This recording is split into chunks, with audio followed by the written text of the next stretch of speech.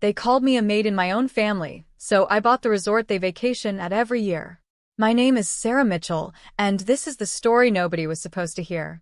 Not because it was a secret hidden away in some vault, but because nobody ever thought someone like me, someone they trained to be invisible, would ever have the audacity to speak.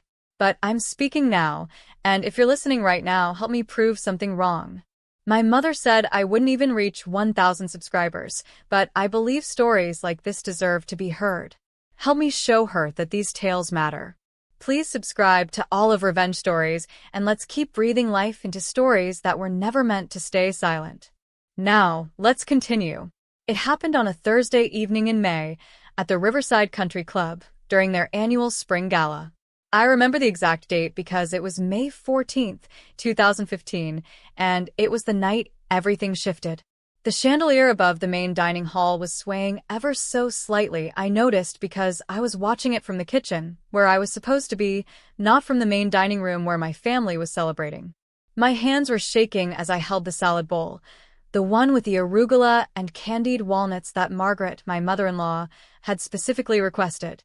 The weight of it felt heavier than usual, or maybe my arms were just tired from years of carrying things that weren't mine to carry. They weren't invited to sit. I wasn't invited to speak. I was invited to serve, and that's all I was supposed to be. When I pushed through those kitchen doors into the dining room, the conversation didn't stop. It never did. That was the unspoken rule in the Mitchell family. Sarah is just the help, so speak freely. My husband, David, didn't even look up from his conversation about his father's latest golf win. His mother, Margaret, continued talking to her sister-in-law Patricia about how exhausting it was to manage 3 household staff members. My father-in-law, Robert, was mid-sentence about his latest real estate acquisition, a property that would become very important to this story later. I placed the salad bowl on the table with the kind of precision that comes from years of training yourself to make no sound, no impact, no mark. And that's when Margaret said it. She said it to Patricia while looking directly at me, her eyes cold and deliberate, as if I were part of the day course she was critiquing. "You'd think someone in her position would at least have the sense to wear something more appropriate," she said, running her eyes from my head to my feet. "She looks like she's dressed for a maid's interview, not a family dinner." Patricia laughed. Not a mean laugh, worse, an understanding laugh. The kind that meant agreement. The kind that meant everyone at that table saw exactly what Margaret wanted them to see, a woman who didn't belong. David cleared his throat and took another bite of his food. His silence was the loudest thing I'd ever heard. In that moment, standing there with my hands still positioned as if I was offering them something, I felt something shift inside me. Not anger, not yet, but a kind of recognition. I recognized that moment as the exact point where I stopped being Sarah Mitchell and became simply the woman who served. I left the room quietly, as trained, and went back to the kitchen where the real work was. But something had fundamentally changed. The question isn't how did I become the maid in my own family. The question is how did I let it happen for so long? Before we dive deeper, let me tell you about Sarah, because to understand what comes next, you have to understand who I was before I disappeared. I was born in Connecticut to a middle-class family. My father was an accountant, not wealthy but stable, methodical, good with numbers. My mother was a teacher, intelligent and independent. They raised me to believe I could do anything, to be anything. I studied finance at Georgetown, graduated with honors, and spent 5 years working for an investment management firm. I was good at it. I understood markets, I understood risk, I understood how money moved through the world like blood through veins. I was making 6 figures by 28. Then I met David Mitchell at a gala. Yes, another gala. The irony is not lost on me, and he was everything I thought I wanted. Charming, successful, from an old money family with real estate holdings across the Northeast. He pursued me relentlessly, and I was flattered. I was also, I'll admit now looking back, naive. Within 2 years we were married. Within 3, I had quit my job. Within 5, I had disappeared completely. The Mitchell family was not like my family. They were old money, the kind that comes with expectations and hierarchies and a very specific understanding of what women in their family were supposed to be. Margaret made it clear from the beginning that I was an outsider, a social climber, someone who had married into their world but would never truly belong to it. David loved me, I think, but he loved his mother's approval more. His father, Robert, was a real estate developer with interests in commercial properties across New England, and his brother Thomas was being groomed to take over the family business. I was supposed to be decorative. I was supposed to be grateful. I was supposed to know my place. The first 2 years were about slow erosion. Margaret would suggest that I fire the one household staff member and do more of the work myself. She would mention that my mother-in-law's friends had discussed how I didn't seem to understand proper etiquette for hosting. She would comment on my appearance in ways that were never quite cruel enough to confront directly, but devastatingly clear in their implications. David would tell me I was being sensitive. His father would change the subject. Thomas, his brother, would pretend not to notice. And so I started to withdraw. I stopped wearing the clothes I loved because they weren't appropriate for a Mitchell wife. I stopped attending the investor meetings at David's office because Margaret said it was unseemly for wives to understand business. I stopped speaking at family dinners because my contributions were met with polite silences and then immediate pivots to other topics. I stopped being Sarah Mitchell, investment professional, intelligent woman, woman with opinions. I became Sarah Mitchell, the wife. The woman who managed the household. The woman who appeared at functions on David's arm and said nothing of substance. The woman who, in a house with 4 other people and 3 staff members, somehow ended up doing most of the work anyway. And the worst part? Nobody noticed. Not because they didn't see me working. They saw me constantly. They just didn't see me as a person. They saw me as a function. A function that could be criticized, optimized, and ultimately dismissed. The other staff members, the housekeeper, the groundskeeper, the occasional chef, they were always changing. Margaret would fire them on whims, complain about their competence, suggest they weren't meeting expectations. And each time, somehow, I would end up doing their job in addition to mine. I became the housekeeper and the groundskeeper and the coordinator of the chef. I became, in every practical sense except the emotional acceptance, exactly what Margaret accused me of being. The maid. Here's what nobody understood, and this is important. I didn't wake up one day and decide to become invisible. It wasn't a conscious choice. It was a 1,000 small choices, each one seeming reasonable in the moment. Each one a surrender to someone else's vision of who I should be. Each one a step further away from myself. By 2010, 5 years into my marriage, I had become someone I didn't recognize. I would look in the mirror and see a woman whose opinions had been worn down to nothing, whose expertise had been dismissed so many times that she'd stopped offering it, whose very presence had become background noise to everyone around her. But here's the thing about being made invisible. Eventually, you start seeing things that visible people miss. When you're not speaking, you start listening. When you're not the focus of attention, you start paying attention. And when you're serving at the table, you start seeing the patterns nobody else sees. That's when I started to notice David's behavior. The way he would check his phone during conversations with his parents. The way his hand would tremble slightly when Robert asked about the quarterly reports. The way he would come home smelling like expensive whiskey and expensive cologne, but the cologne wasn't his. I started to notice the family finances, which David handled, were becoming increasingly complicated. He would stay up late with the door locked in his study, papers spread out in front of him. I would hear him on phone calls, his voice tight and controlled, using language that suggested negotiation, settlement, desperation. I started to notice that Margaret and Robert were arguing more frequently, their conversations shifting from comments about me to comments about the business and the problems and the debt. Nobody told me anything directly, but maids hear everything. 3 years into my invisibility, I did something that would have gotten me in enormous trouble if anyone had been paying attention. I looked at David's financial documents. I was dusting his study. Of course I was dusting his study because by this point the household staff was down to just me when I saw the bank statements. The folder was labeled personal, confidential, and I knew I shouldn't look. I looked anyway. What I found made my stomach drop. The Mitchell family was not doing well. In fact, the Mitchell family was deeply, dangerously in debt. Robert's real estate ventures, which had seemed so successful, were actually bleeding money. Properties weren't selling, developments were stalling, loans were coming due. The numbers were horrifying. David had been taking on debt to support the family's lifestyle, which meant the lifestyle wasn't even real. It was a performance being staged with borrowed money. I closed the file carefully, my hands shaking, and went back to cleaning. But something had shifted again. I started paying more attention. I started noticing conversations that cut off when I entered rooms, which meant I started listening outside of rooms. I started being more careful with the household accounts, which meant I started understanding the real financial picture.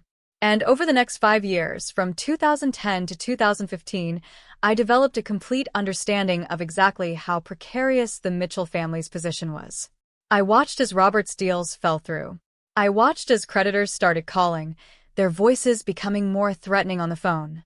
I watched as Margaret started using the household accounts to cover business expenses, which meant I saw exactly how much they were spending versus how much was actually coming in.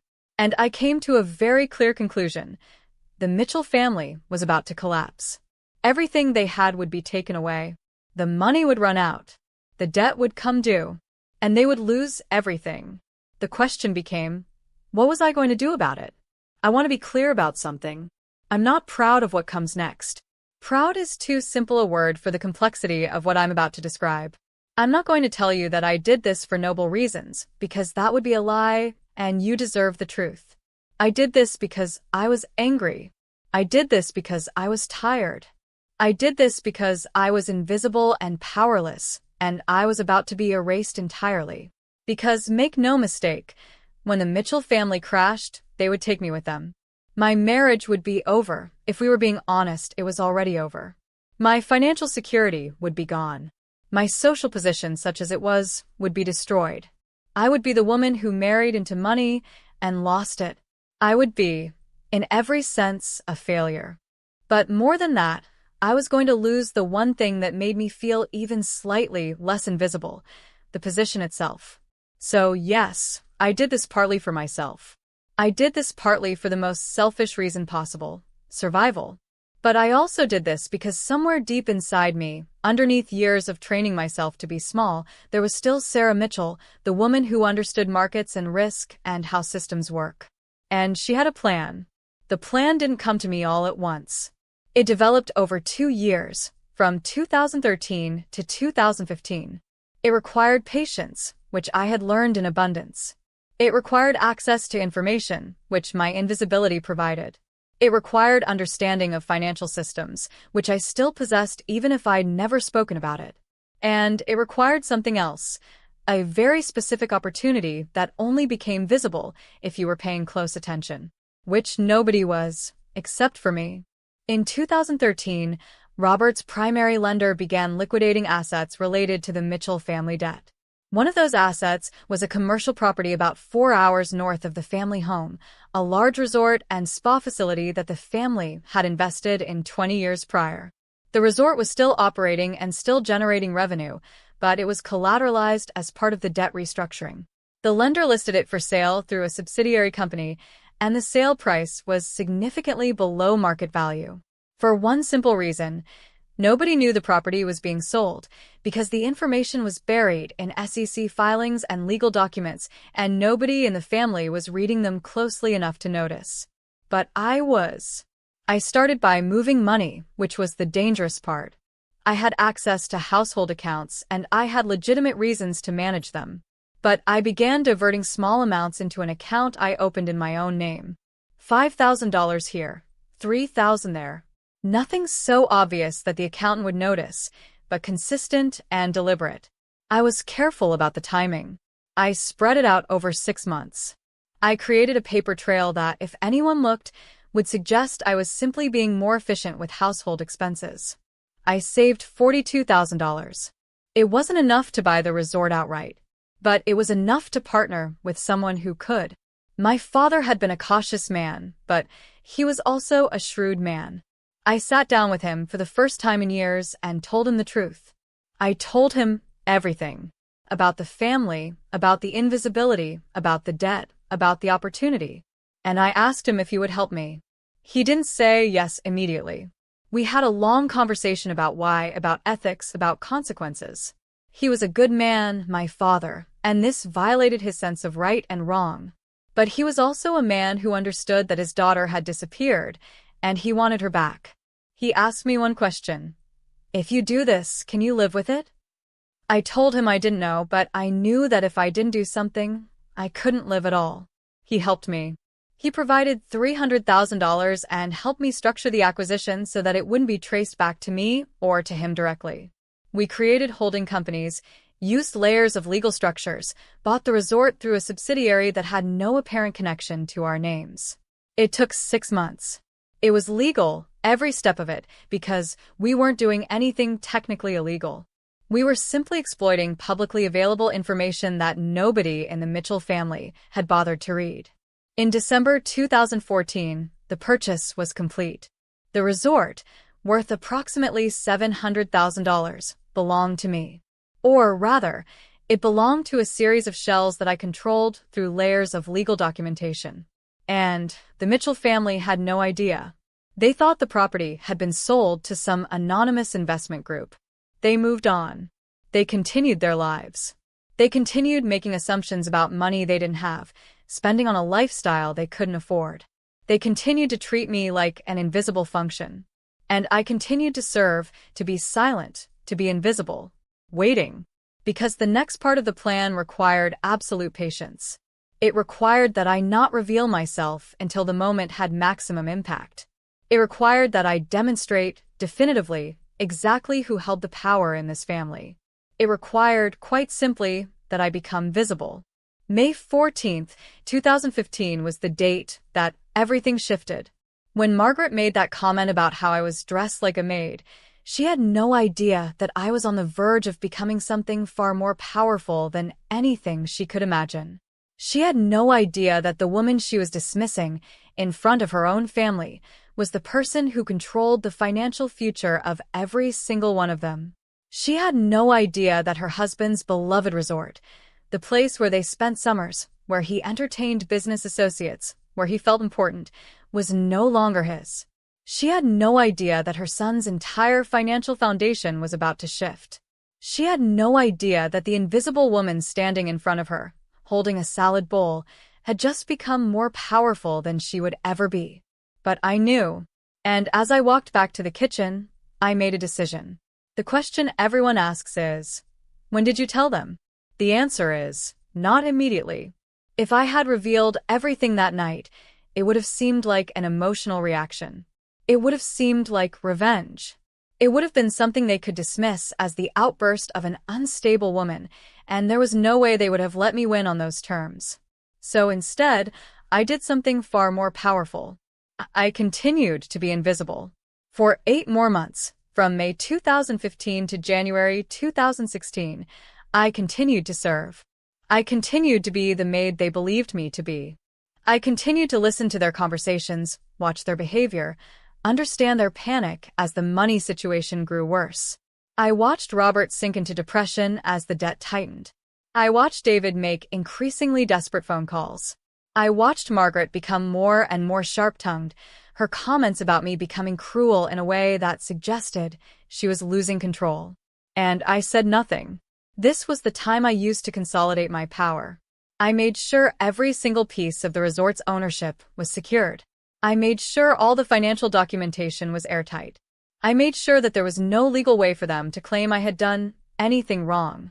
I documented everything. My own timeline, my decision-making process, the financial analysis that showed the resort would be their downfall if it continued on the trajectory it was on. I prepared letters from my lawyer explaining exactly what I had done and why. And then, in January 2016, I made my move. I went to David's study on a Sunday morning when he was sleeping. I placed a folder on his desk. Inside were copies of every document related to the resort purchase, structured to show how it happened, why it happened, and what it meant for his family. I placed a letter on top, and this is what it said. David, by now you understand that the Mitchell family's financial position is unsustainable. The resort that your father has relied upon for prestige and cash flow for the past 20 years is now owned and operated by me. This was not an error or an accident. This was a deliberate acquisition executed over the course of 24 months. I have attached all documentation showing the legality of this transaction and the completeness of my ownership. I did not do this to hurt you. I did this to survive. I married into a family that systematically erased me, and rather than wait to be destroyed when your father's empire collapsed, which it will, I took steps to secure my own future. Attached is also a proposal for how we move forward. If we do this correctly, the family doesn't have to lose everything. If we do this wrong, I assure you that you will.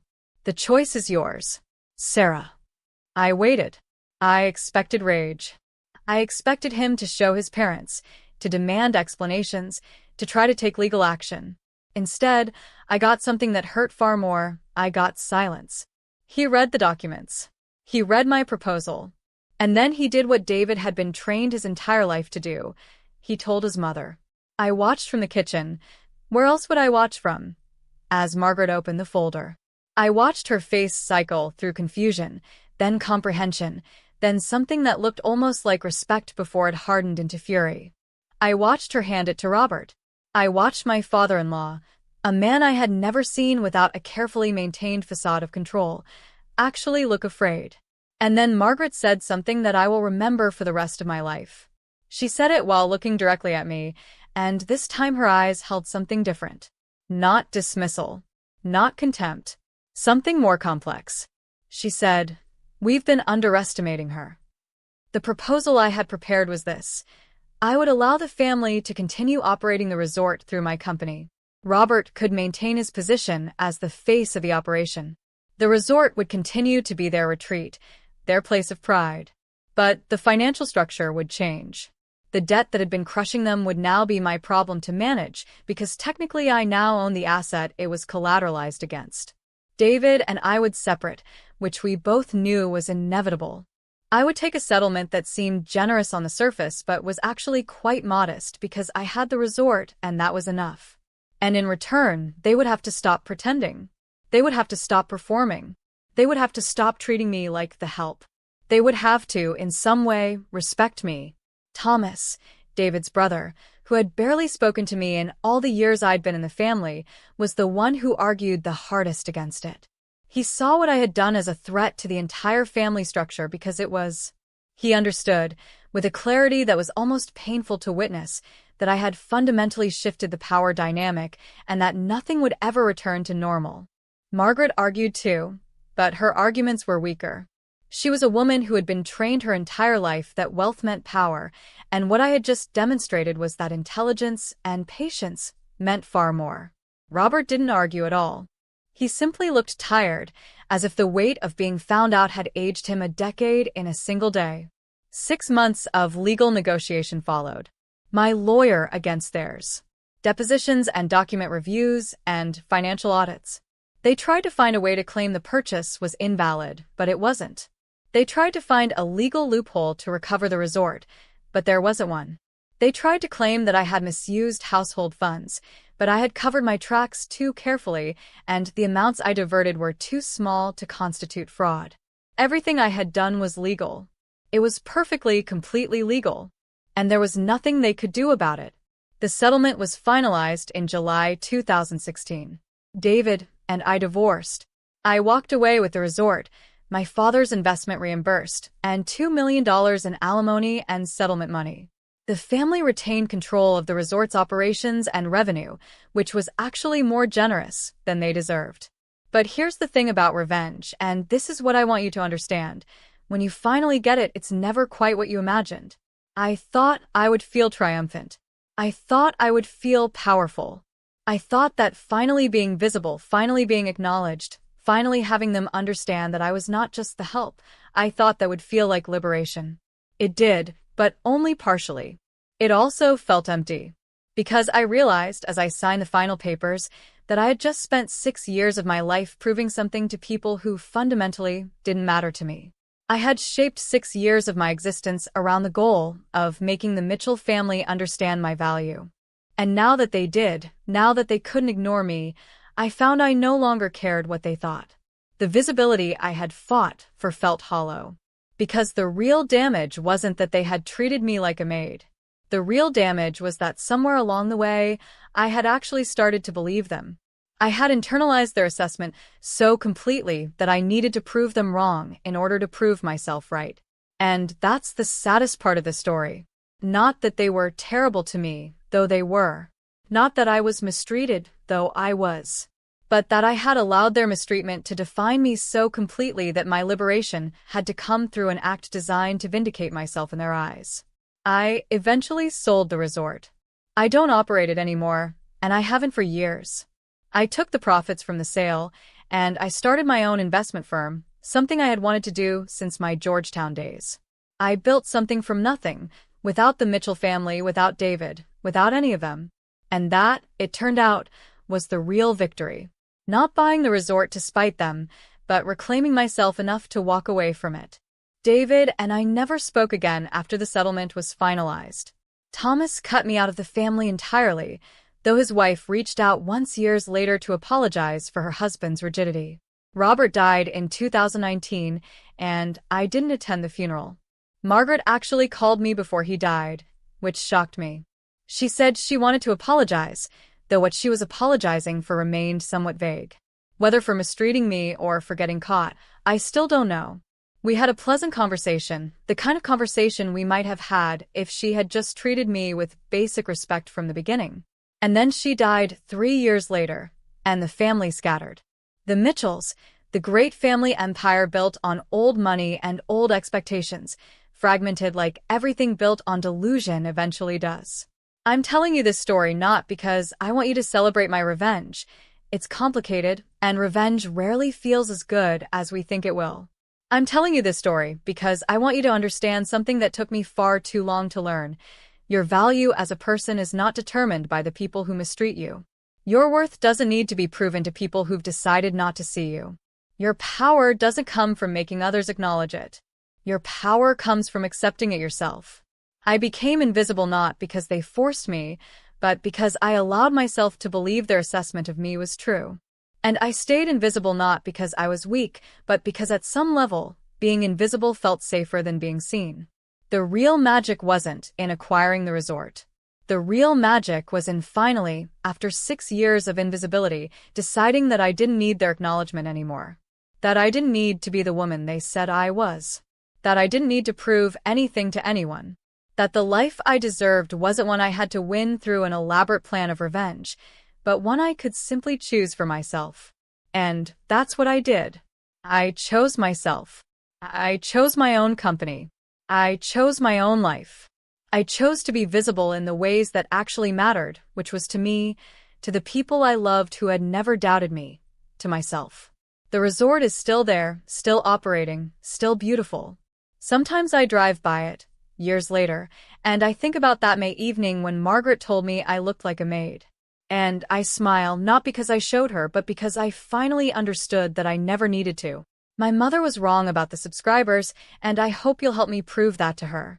Because stories like this, stories about women finding their power, about invisible people finally being seen, about the ways we destroy ourselves trying to gain validation from people who will never give it, these stories matter. These stories need to be told. These stories need to be heard. If you've made it this far, I want you to know that I see you.